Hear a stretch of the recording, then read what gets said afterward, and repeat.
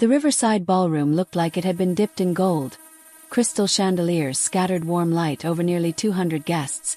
Champagne flutes clinked in constant celebration, and a string quartet filled every pause with something elegant and expensive.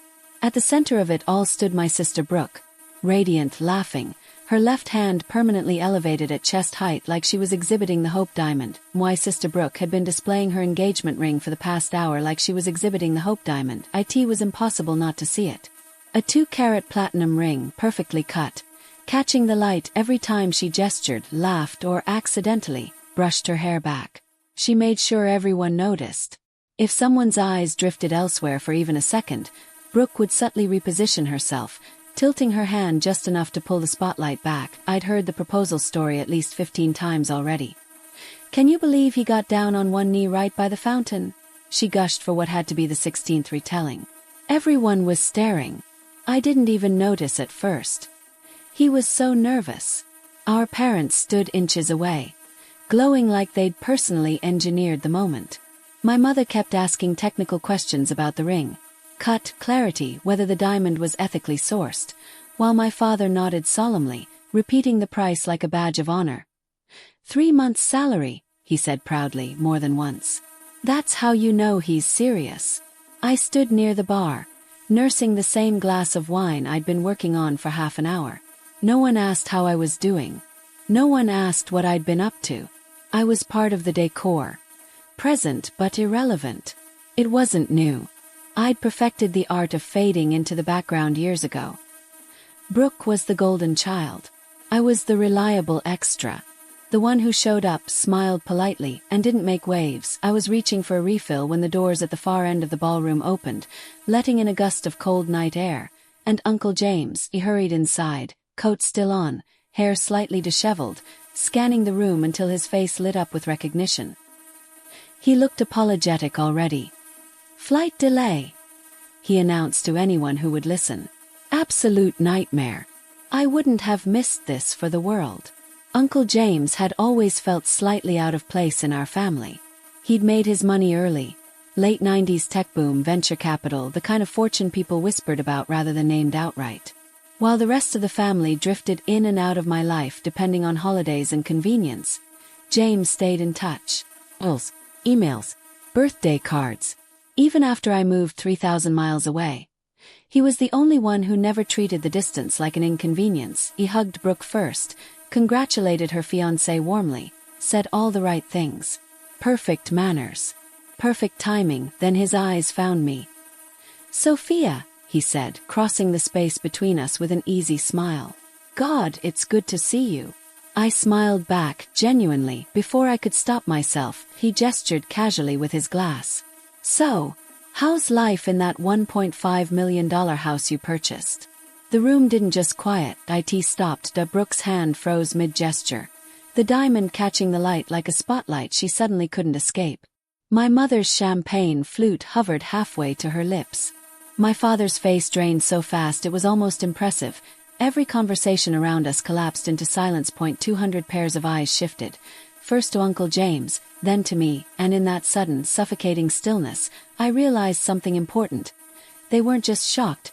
They had no idea who I really was, and why. Father leaned toward Uncle James. His voice pitched low but sharp with confusion. "James," he whispered, eyes flicking briefly in my direction. "What house?" I took a slow sip of my wine. Not because I needed it, but because I wanted to savor the moment. 8 years of polite nods. 8 years of being talked over, underestimated, summarized as doing fine. And now, finally, the truth had entered the room without my help. Uncle James blinked, genuinely surprised by the question. "Sophia's house," he said easily. "The one on Sterling Heights." The silence thickened. "You know," he continued, unaware, or perhaps perfectly aware, of the damage he was causing. "That gorgeous craftsman with the mountain view. 5 bedrooms. I stayed there the last time I was in town." Brooke laughed, sharp and brittle. "That's not funny." No one laughed with her. "Sophia doesn't own a house," she said, louder now, her voice climbing into something shrill. "She rents that little apartment near the university. She always has." I set my glass down carefully. I rented during my PhD, I said calmly. I bought the house 8 years ago. My father's champagne flute tilted in his hand, the liquid sloshing dangerously close to the rim. He didn't seem to notice. 8 years, my mother repeated faintly. Yes, I said. June 2016. Uncle James nodded, pleased. Paid a great price, too. $1.2 million at the time. Smart timing. My mother made a small sound, something between a gasp and a whimper. That house is worth at least, my father started. About $1.5 million now, James finished for him. Brooke's engagement ring flashed as her hand clenched into a fist. But that's, she began. That's impossible. Shrugged. The down payment was $240,000. Someone near the back of the room sucked in a breath. I felt eyes turning toward us again, curiosity blooming now that the party's carefully curated storyline had cracked. And the mortgage? My father asked slowly. I smiled just a little. Paid off 6 years ago.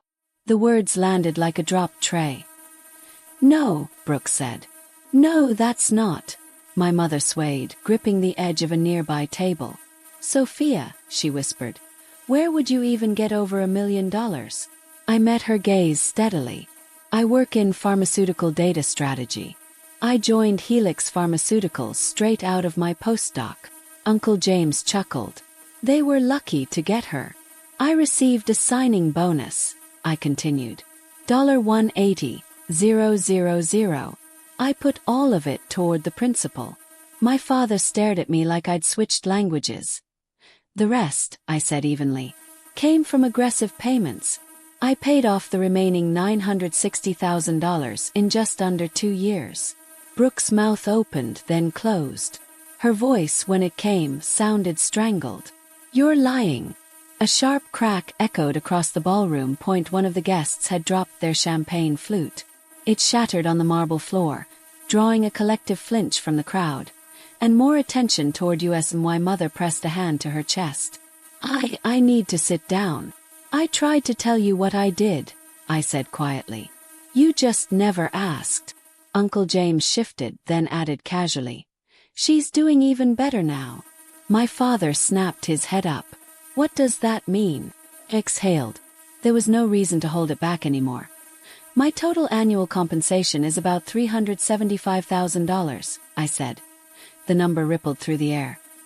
Base salary is $280,000, I went on. Performance bonuses average around $60,000. And my stock options vested last year, about $35,000 annually. My father sat down heavily. $375,000, he repeated mechanically, like he was testing whether the words were real. Across the room, Brooke stood frozen. Her 2-carat ring still catching the light, still sparkling desperately for attention that no longer belonged to her. For the first time in my life, the spotlight wasn't on her. And it wasn't because I demanded it. It was because the truth had finally outgrown their ability to ignore me. Uncle James cleared his throat, glancing around the circle of stunned faces as if deciding how much truth they could handle at once. There's more, he said gently. My mother looked at him like she was bracing for impact. Sophia also has unvested equity, he continued. About $420,000 at current valuation. That finally did it. Brooke's hand, still frozen in midair, began to tremble. The 2-carat engagement ring that had commanded the room all night suddenly looked very small. Not flawed, not ugly, just insignificant. A glittering footnote in a story that was no longer hers. And that's before royalties, Uncle James added. Royalties, my mother echoed, as if the word itself were foreign. 11 patents, he said. Oncology drug delivery systems. They're licensed to 3 manufacturers. I shifted uncomfortably. James, he waved me off. Annual licensing fees are around $95,000. The air felt thin now. Like the room had climbed a few thousand feet in elevation without warning them. My mother shook her head slowly. Eyes locked on me. You're a pharmaceutical researcher, she said, her voice almost pleading. How can you afford all this? I sighed. I'm not a researcher. She blinked. What? My title is Director of Oncology Research. That landed harder than the salary had. I oversee 47 researchers across 3 divisions, I continued.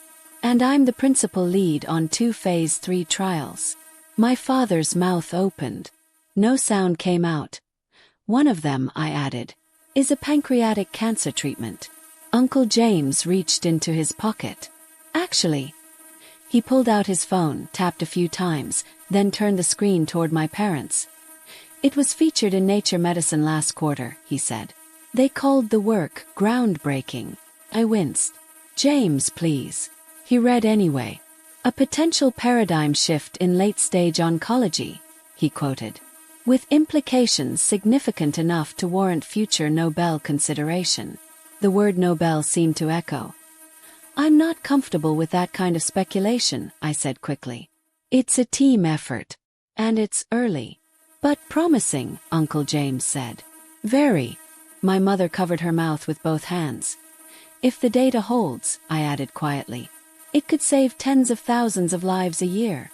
That finally broke something. Why didn't you tell us? Brooks snapped, her voice cutting through the hush. Why didn't you tell us any of this? I turned to her, calm in a way that surprised even me. I did, I said. Multiple times. You didn't listen. That's not true, my father said automatically. Uncle James raised an eyebrow. Actually. He scrolled on his phone again. November 2016. Sophia emailed you about buying her house. My mother frowned. I don't remember that.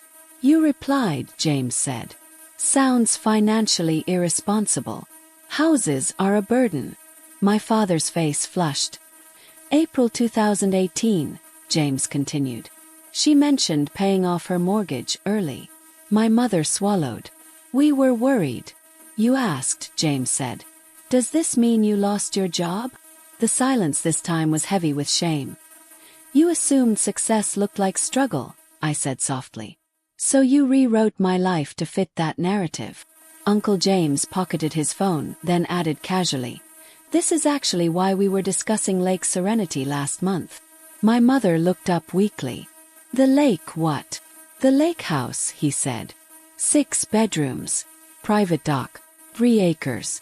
Sophia was deciding whether to buy it as a vacation rental. Brooke stared at me like she'd been slapped. That would have been her 6th property overall, James added. My mother swayed on her feet. 6, my father whispered. For rentals already, James said. Plus her primary residence. I caught my mother before she fully lost her balance, steadying her with one hand. The irony wasn't lost on me. They'd spent years believing I needed guidance, correction, saving. And now they could barely stand under the weight of who I'd become. Entirely without them, Uncle James folded his arms loosely, shifting from proud uncle to something closer to an advisor addressing a boardroom. The real estate part didn't happen by accident, he said. Sophia was methodical. He nodded. Small single-family homes, I explained. Emerging neighborhoods near transit and hospitals. I buy below market, update kitchens and bathrooms, then rent to young professionals. My father's head snapped up despite himself. After expenses, I continued. Each unit clears about $1,800 a month. He didn't need help. $7,200, he murmured automatically. Monthly. $86,400 annually, I confirmed. The numbers hit the room like artillery shells. Measured, heavy, impossible to ignore. Brooke's hand finally dropped to her side. The ring went with it, forgotten. And appreciation? My father asked hoarsely. Average 42%, Uncle James said. Across all properties. He paused, letting that sink in. Total real estate equity is roughly $2.1 million. My mother stared at the floor like it might open and swallow her. But that's not her full picture, James added. Real estate is only part of it. I closed my eyes briefly. There it was. Total net worth, he said calmly, is about $3.2 million. The room audibly reacted. That includes retirement accounts, diversified investments, vested and unvested stock options, and liquid assets. He finished, and my mother's champagne flute slipped from her fingers and shattered on the marble. Second casualty of the evening. Before anyone could recover, a woman approached us with a bright smile and an outstretched hand. Sophia. There you are. Elizabeth, I said, relief washing over me. I didn't know you'd be here. This crowd, she laughed. Of course. And congratulations. My parents stared at her, bewildered. Doctor. Elizabeth Park turned to them politely. I'm a colleague. FDA just granted breakthrough designation to her trial. My mother blinked. The what? It fast-tracks the approval process, Dr. Park explained. 18 months instead of 4 years.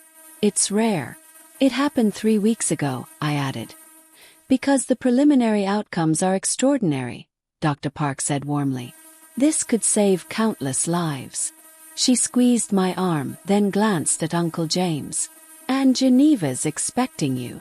My father frowned. Geneva. International Oncology Research Symposium, Dr. Park said. She's delivering the keynote on novel drug delivery mechanisms. My stomach tightened. Elizabeth, you're the youngest keynote speaker in the symposium's 40-year history, she continued. It's fairly significant. Fairly, Brooke let out a harsh laugh. So you're just famous now. Is that what this is? I met her gaze evenly. No. I'm respected in my field. There's a difference. Dr. Park's expression cooled slightly. Sophia's work has been cited over 4,000 times, she said. She's published 37 peer-reviewed papers. She didn't chase attention, she earned recognition. She paused, then added quietly. This field doesn't hand that out unless it's real. Brooke's face twisted. I need air. She turned sharply and pushed toward the balcony doors. Her fiancé hesitated, caught between instinct and confusion, then followed her. My mother started after them. My father caught her arm.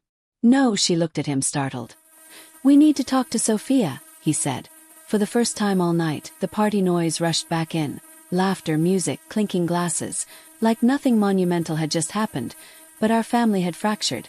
And there was no putting it back the way it had been. My father finally asked the question he should have asked years ago. How can you have achieved all this? He said quietly. And we didn't know. I didn't hesitate. Because you never asked. The words weren't sharp. They didn't need to be. They landed with the weight of truth. Every conversation, I continued, somehow turned back to Brooke, her plans, her problems, her milestones. If I brought something up, it got redirected within minutes. My mother shook her head weakly. That's not. And you assumed, I said, that because I don't post my life on social media, there was nothing to share. Uncle James stepped forward then, his voice steady but unkind in its honesty. I've been watching it for years, he said. Every holiday, every phone call, every visit turned into the Brooke show. My father bristled. That's not fair. Uncle James didn't raise his voice. When was the last time you asked Sophia about her research? Her home? Her life? Silence answered him. Let me help, James said. Thanksgiving. 6 years ago. He nodded. I remembered it clearly. I was explaining my work on nanoparticle drug delivery, I said. I got about 2 minutes in. My mother looked away. Then Brooke interrupted to talk about her apartment hunt. I finished. We spent the next 40 minutes debating whether exposed brick was worth it. My father swallowed. You never asked me about my research again after that, I said. Not once. The specificity hurt more than anger ever could. There was no escaping it. My mother's face crumpled. I'm sorry, she sobbed. I waited. For what? I asked gently. She pressed a hand to her mouth. For not listening. For not caring. For 8 years of treating you like you mattered less. My father leaned forward. We love you both equally. I looked at him for a long moment. Then answer this, I said. Without guessing. What company do I work for? What's my job title? What disease do I research? Where do I live? The silence stretched. Seconds passed. My father stared at his hands. Uncle James answered calmly, like a closing argument. Helix Pharmaceuticals. Director of Oncology Research. Pancreatic cancer. Sterling Heights. My mother broke down completely. That's what I wanted, I said quietly. I wanted you to be proud, interested, to see me. I paused, choosing my words carefully. I stopped wanting that 4 years ago, when I realized it wasn't going to happen. My mother looked up, desperate. It can happen now. I searched her face. Do you want to know me? I asked. Or do you want to brag about me now that you can't pretend I'm the disappointing child? My father flinched. We never thought you were disappointing. No, I agreed. Just less impressive than Brooke. The truth sat between us, heavy and undeniable. You were catastrophically wrong, I said. But you didn't know because you never looked. No one argued. There was nothing left to say. Only the question that hung in the air, unanswered. Whether knowing me now was enough, or whether independence had already taught me everything I needed to survive without them. I looked at my parents one last time and felt something settle inside me, quiet, final. I'm leaving, I said. This is Brooke's night. I shouldn't have come. My mother reached for me instinctively. Sophia, please. I stepped back before she could touch me. Enjoy the party, I said gently. Celebrate Brooke's engagement. It's what you're good at. I turned and walked away, my heels clicking against the marble floor. Sharp, steady, unmistakable. Behind me, I heard my mother call my name. I didn't turn around. The lobby doors had just swung shut behind me when Uncle James caught up, slightly out of breath. Hey, he said softly. You okay? He nodded. And to my surprise, it was true. You were perfect back there, he added. Calm, dignified, truthful. Everything they needed to hear, even if they're not ready to accept it.